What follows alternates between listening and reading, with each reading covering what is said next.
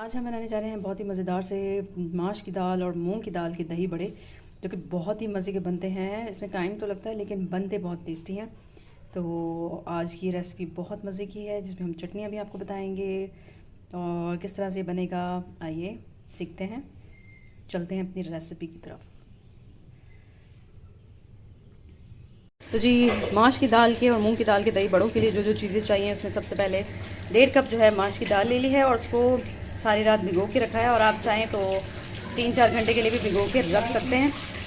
मूंग की दाल भी हमने इसी तरह से 1.5 कप भिगो लिया है और उसको जो है वो भी हमने सारी रात भिगो के रखी है। आप चाहें तो 2 से 3 घंटे भी भिगो के रख सकते हैं। 4 से 5 अदद जो है हरी मिर्चें ले ली हैं।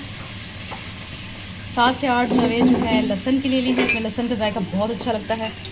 और हाफ़ टी स्पून जो है हम डालेंगे सोडा।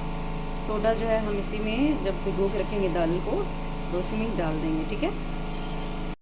नमक जो है हस्बे जायका हस्बे ज़रूरत लीजिएगा। और 1 टेबल स्पून जो है मैंने ज़ीरा ले लिया है। तो इसको जो है हम अच्छे से ग्राइंड कर लेंगे।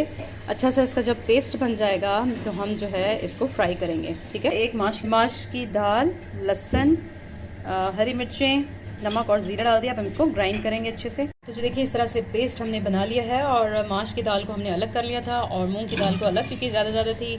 ग्राइंडर के या ब्लेंडर के जग में पूरा नहीं आता, तो हमने हाफ करके डाला है ये।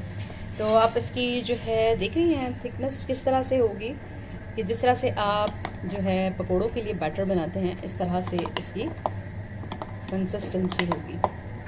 तो इसी तरह से जो है हमारा ये कंप्लीट जो है इस तरह से हमने इसको ग्राइंड कर लिया है और अब हम इसको फ्राई करेंगे। अच्छा, इसमें क्वांटिटी का अगर इशू हो आपको तो आप 1 कप या आधा कप दोनों ले सकते हैं, मतलब मूंग की दाल और माश की दाल, और फिर आप बना सकते हैं। वो इसलिए कि मैंने ज़्यादा लिया है। इसको हम बनाकर फ्रिज में भी रख सकते हैं और बाद में भी ये काम आ जाएगा। आगे हम इसका तरीका बताएंगे किस तरह से इसको फ्राई करके आप जो है सेव कर सकते हैं। अब एक फ्राई पैन में तेल हमने गरम करना है। तेल हमने ज़्यादा नहीं लेना, मैंने 2 सालन के चम्मच ले लिए हैं फ्राई पैन में। और इस तो जो देखें, हमने टेस्ट करने के लिए है जो ऑयल में ये बैटर डाला है। तो अब ये तकरीबन गर्म हो गया है। तो हम इसमें 1 चम्मच जो है खाने का वो लेंगे और इस पर इस तरह से फैला देंगे। और इसको आपने मोटा नहीं करना, थोड़ा पतला पतला बनाना है। 1 खाने का चम्मच आपने भर के लेना है और फिर इसको डाल के इस तरह से फैला देंगे। 1 चम्मच का आप हिसाब रखेंगे तो सारे एक जैसे बराबर बनेंगे, ठीक है। ये देखें, 1 चम्मच आपने भर के डालना है इसी तरह से एक फ्राई पैन में। ये फ्राई पैन में ही बनाइएगा, फ्राई पैन में, क्योंकि अगर कढ़ाई में बनाएंगे तो ये टूट भी सकते हैं। तो उसको हल्की आंच पे आपने कम तेल में और फ्राई पैन में ही बनाना है, ठीक है। इसमें बड़े भी होते जाएंगे क्योंकि हमने इसमें सोडा भी डाला हुआ है। आपने सोडा लाजमी डालना है। जब हम इसको भिगो के रखेंगे माश की दाल को और मूंग की दाल को, तो पानी के साथ आपने सोडा डालना है। सोडा आपने हाफ़ टी स्पून दोनों में ही डालना है और फिर इसको भिगोना है। फिर जो है हम ये बच्चे भी बहुत, इसको जो है वक्तन फ़वक्तन आप पलटते रहें। एक साइड से जब थोड़े से ब्राउन हो जाए तो आप इसको पलट दें, ठीक है। ये इसका बैटर बहुत अच्छा सा तैयार हो गया है। देखें आप, ये चिपक भी नहीं रहा, बहुत अच्छा सा बनता है। इसका टेस्ट बहुत मज़े का है। अगर आप चाहें तो पकोड़े ऐसे भी खा सकते हैं, रायता या चटनी के साथ, बहुत मज़े के लगते हैं। तो जैसे ही ये अच्छे से दोनों तरफ से ब्राउन हो जाएंगे, आपको लगता है कि ये कच्चापन इसका ख़त्म हो गया है, अंदर से भी पक चुके हैं अच्छे से, तो आप इसको जो है निकालते जाएं, ठीक है। फिर दूसरा हम इसमें मज़ीद डालेंगे। देखिए कितने मज़े के लग रहे हैं। आप इसको बनाएं घर में, बहुत अच्छे खासे बन जाते हैं। आप इसको फ्रीज़ करके रख सकते हैं और 1 महीने तक खा सकते हैं। जब दिल करे, मेहमान आए, फ़ौरन आपने निकाला, इसको पानी में भिगोया, जब ये नरम हो जाए निकाल के दही में डालकर इसको सर्व करें, बहुत मज़ा आता है। देखिए, प्लेट भर के जो है बहुत ज़्यादा अच्छे से बन गए हैं और आपने इसको इतना ही ब्राउन करना है, ज़्यादा ब्राउन नहीं करना। और आप देख रहे हैं सब पकोड़े जितने हमने बनाए हैं सबके साइज़ एक हैं, क्योंकि हमने 1 खाने का चम्मच ही इसमें बैटर डाला था तलने के लिए। तो इसके साथ जो है हमने चटनी बना ली है इमली की और ग्रीन चटनी बना ली है। इसके अलावा हमें चाट मसाला चाहिए और भुना हुआ मसाला। भुना हुआ मसाला भी मेरे चैनल पर इसकी रेसिपी मौजूद है।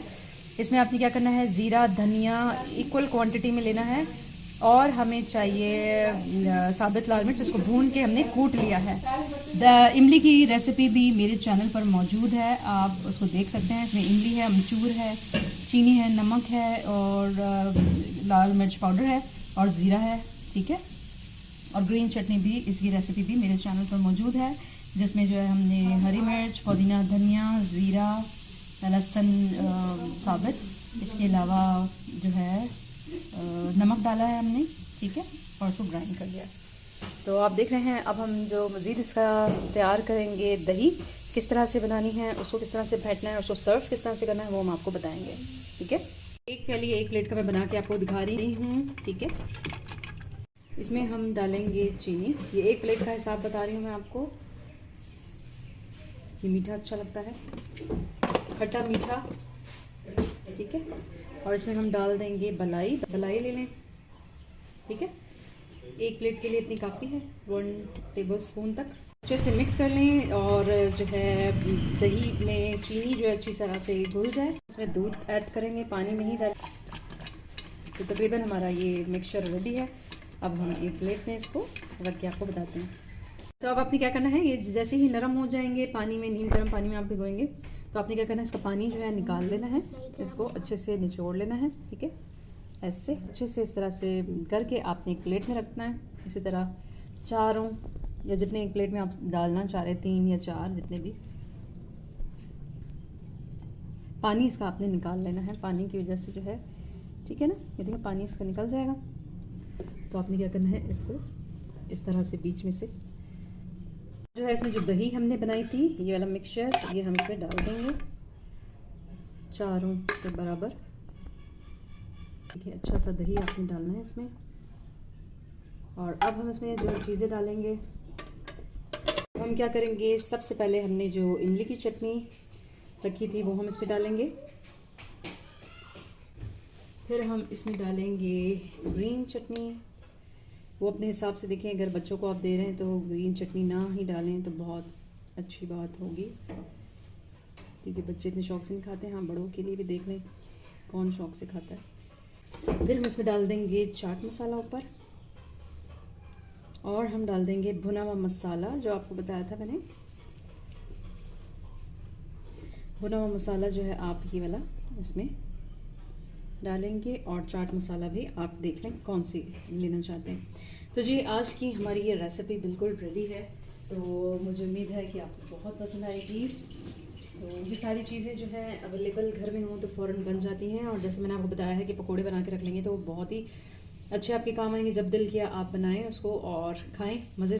तो मुझे उम्मीद है कि आज की ये रेसिपी आपको बहुत पसंद आएगी। काइंडली अगर आप मेरे चैनल पर नए हैं तो मेरे चैनल को सब्सक्राइब, लाइक एंड शेयर ज़रूर कीजिएगा। अपना बहुत ख्याल रखिएगा। नेक्स्ट रेसिपी तक के लिए अल्लाह हाफ़िज़।